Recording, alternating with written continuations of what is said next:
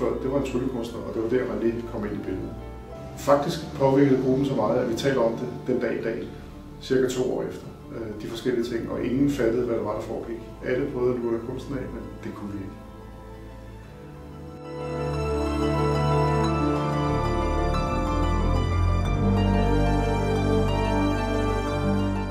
Vi skulle afholde en julefrokost, hvor vi skulle have samtlige medarbejdere hjem, plus de tætteste håndforbindelser.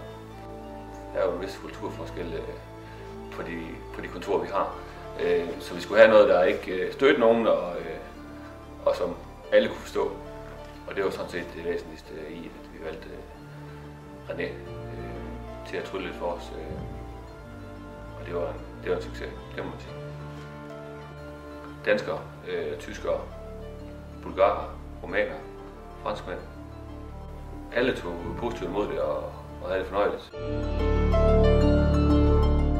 Og især var vores topadvokat, som var med. Han fulgte René rundt til alle bordene for at følge med i, hvordan det foregik. Og han blev mere og mere forvirret over, hvordan det kunne ske, de forskellige tryllerier, som René havde gang i.